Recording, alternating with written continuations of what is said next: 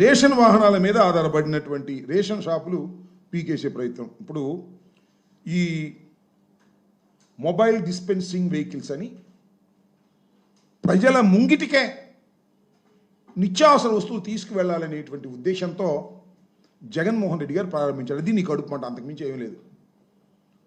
9,260 మంది వెహికల్స్ ఇచ్చారు. ఈ వెహికల్స్ ఎలా ఇచ్చారు? లోన్ తీసుకున్నారు పాపం. బడుగు బలహీన వర్గాలు, ఎస్సీలు, ఎస్టీలు, బీసీలు, మైనారిటీలు, వాళ్ళకు సంబంధించినటువంటి వారందరికీ కూడా రేషన్ షాపు నుంచి ఇంటికి బియ్యాన్ని తీసుకువెళ్ళేటటువంటి కార్యక్రమం, ఇంటి దగ్గరికే బియ్యాన్ని పంపిణీ చేసే కార్యక్రమం కోసం ఇలాంటి కార్యక్రమాన్ని జగన్మోహన్ రెడ్డి గారి ప్రభుత్వం ప్రారంభించింది. 9,260 మందికి ఉపాధి కల్పించింది.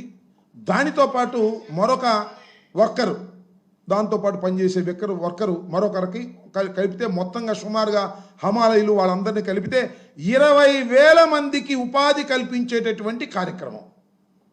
5 లక్షల పైచీలకు ఉన్నటువంటి ఆ వెహికల్ని లోన్స్ ద్వారా ఇప్పించారు ఆ ప్రభుత్వం. మా ప్రభుత్వం మారింది.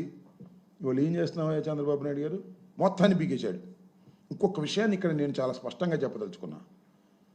అప్పుడు ప్రభుత్వం వీరితో ఈ మొబైల్ డిస్పెన్సింగ్ వెహికల్కి సంబంధించినటువంటి యూనిట్స్కి సంబంధించినటువంటి నిరుద్యోగులైన యువకులతో అగ్రిమెంట్ ఉంది.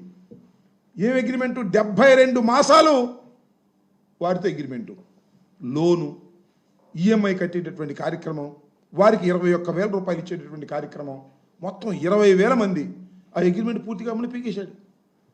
ఎంత అన్యాయమో నాకు అర్థం కాలేదు. ఏమైపోవాలి వాళ్ళు? వెహికల్స్ ఇప్పించేది ప్రభుత్వం. మా ప్రభుత్వమా మీ ప్రభుత్వమా పక్కన పెట్టు. Government is a continuous process. Government agreement అయింది, సివిల్ సప్లైస్ డిపార్ట్మెంట్ అగ్రిమెంట్ అయింది. అగ్రిమెంట్ కూడా ఉంది నా దగ్గర, చెప్తున్నా. రాతపూర్వకంగా అగ్రిమెంట్ అయింది. ఈ అగ్రిమెంట్ను కూడా పక్కన పెట్టేసి పక్కన పీకేసావు. ఏంటి నీకు కడుపు మంట? నేను అడుగుతా ఉన్నా. వాళ్ళు బతకొద్దా? సడన్గా తీసేస్తావా? చక్కగా ఆక్సిజన్ 2 లక్షలు లాగేస్తే ఏమైపు చచ్చిపోడా? ఇంత దుర్మార్గమైనటువంటి ఏమిటి కక్ష నాకు అడుగుతా ఉన్నాను నేను చంద్రబాబు నాయుడు.